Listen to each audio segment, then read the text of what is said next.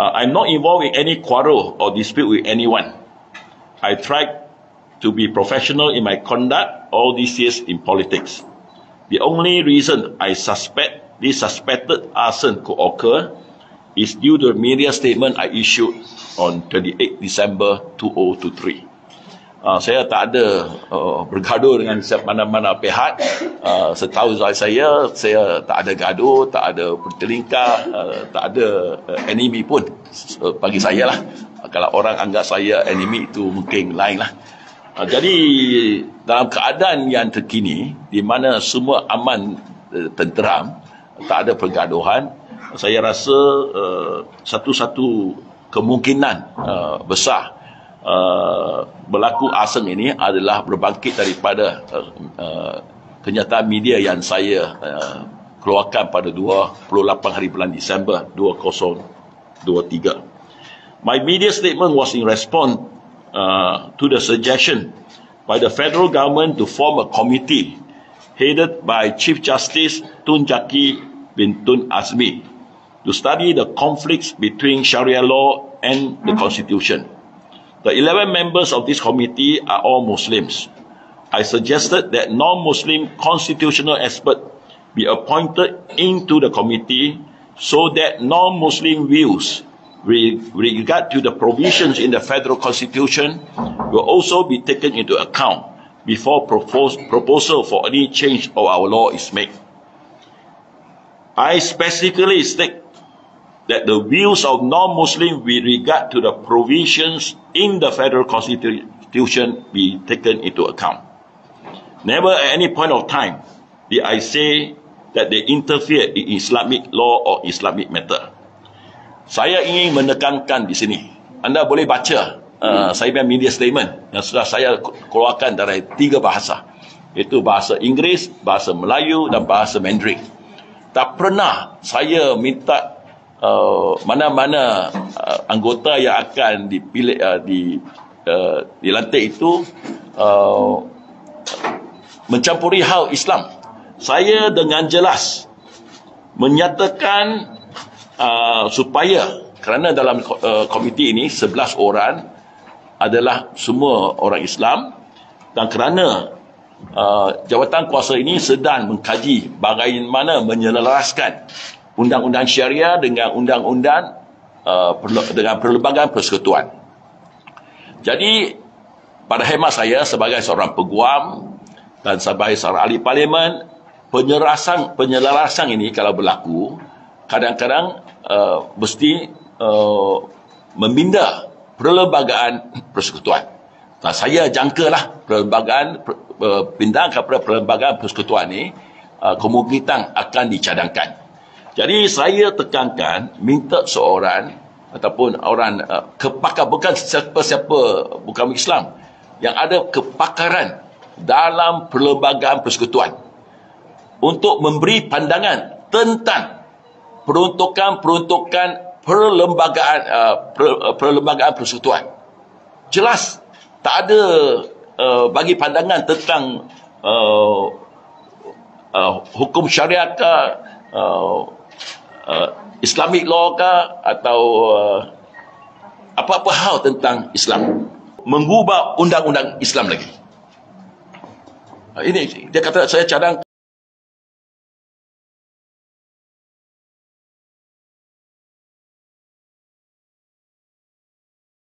untuk lantik yang bukan Islam masuk untuk begini. Ini dan contoh ketiga, saya rasa lagi banyak contoh lah. Saya pagi-pagi tadi tak sempat saya baca sekali lagi apa yang mereka katakan. Yang ketiga, dikatakan saya showkan campur tangan urusan pengharmonian institusi Mahkamah Syariah oleh pakar perundangan bukan Islam. Tengok, dia kata saya cadangkan pakar bukan Islam ini untuk campur tangan dalam institusi Mahkamah Syariah. Bila? Mana perkataan ini ada? Ini satu fitnah besar. Above are the exact words used by them. Diorang boleh bacalah apa yang mereka cakap ni. Saya tak senaraikan semua nama-nama mereka. Dan such past and bersatu leaders have defamed me and misled our society, especially the Muslim community. They owe the public an apology.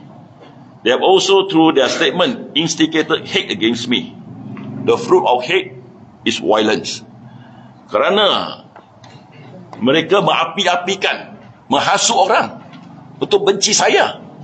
Kalau kita tahu hakikat kebencian ialah keganasan, itulah yang berlaku bagi saya. Saya syakilah. Kalau tidak, kenapa orang nak bakar saya punya kereta, saya punya rumah, nak bakar kalau saya dalam rumah, bagi saya mati dalam rumah untuk bunuh saya. When DAP was working with PAS under Pakatan Rakyat, we were taught that defaming someone is a grave sin. Unfortunately, we now see many PAS leaders defame people freely. Semasa DAP bekerja sama dengan PAS dulu, di bawah Pakatan Rakyat, kita bukan Muslim telah diajar oleh orang-orang PAS. Fitnah itu satu dosa besar. Ada yang gunakan perkataan lebih teruk daripada membunuh. Itulah yang diberitahu. Tapi sekarang ni, kita nampak pemimpin-pemimpin PAS, ramai daripada mereka, saya berkata semua, bebas memfitnah orang. Macam yang saya tunjukkan tadi. Saya kata, bagi pandangan tentang pindaan, tentang perlembagaan persekutuan. Dia kata, saya minta yang bukan Islam ini, untuk bagi pandangan mengubah undang-undang Islam, atau masuk campur isu Mahkamah Syariah. Ini satu fitnah besar. We must not be seen solely from the religious perspective. Akhir sekali, I forgive those who want to burn my cars, my house, and even harm my family, if they have been misled by falsehood and instigated by others to hate and commit violence. As a lawyer for 38 years, and have been in public service for 33 years, I know it is never a happy life to live if you are involved in a crime and live in fear. I invite them to turn over a new leaf, be a good citizen, and don't cause worries to their families. Your family members love you, and when you are involved in a crime, it causes them much pain, sleepless night, and endless worry. Sebagai seorang peguam 38 tahun, saya buat macam-macam kes. Kes bunuh pun ada, kes trafficking dada 39B pun ada, kes-kes jenayah, dada, macam-macam. Biasanya, selain daripada orang itu yang melakukan kesalahan, dia takut, dia masuk penjara, dia takut macam-macam lah. Hukuman akan ataupun cara polis melayan mereka. Bukan mereka saja hidup tak happy, tak gembira. Mereka senantiasa hidup dalam ketakutan. Dan bukan mereka saja, ahli keluarga mereka. Saya peguam, saya tahu semua mereka mengadukan kepada saya. Saya ahli parlimen pun ramai jumpa saya. Ini asing, ini bukan kes saya. Kes-kes yang berlaku pun baru-baru ini, mereka jumpa saya. Mereka tahu salah-salah, mau jumpa saya. Mau tolong selesaikan. Saya mohon mereka lah, kalau mereka telah terpesong kerana kepalsuan ataupun fitnah yang dilakukan oleh setengah-setengah pihak, mereka lakukan ini, bertaubatlah. Saya maafkan. Tapi ini satu kelas kesalahan dari segi jenayah. Saya harap mereka bertaubat. Hiduplah. Mana hidup Tuhan bagi kita satu satu nyawa saja. Hiduplah gembira. Jangan buat perkara-perkara ini yang menyebabkan anda terpaksa hiding everywhere. Nak sembunyikan diri, takut-takut dijumpai. Bukan caranya. Jangan diperdayakan oleh mana-mana pihak. Yang saya cakap asal kes yang jumpa saya ni, mereka dipergunakan oleh along-along nak bakar rumah, bagi molokot kotel dia bom molokot. Kemudian lepas itu sudah ada video, takut jumpa saya. Begitulah, jangan dipergunakan. Jadi harapan saya pun berharap siapa-siapa orang ini, mereka dapat menjadi orang baik, jangan dipergunakan, kerana saya sudah di Aitawa 5 generasi. Setahu saya, kita tak ada musuh di Aitawa.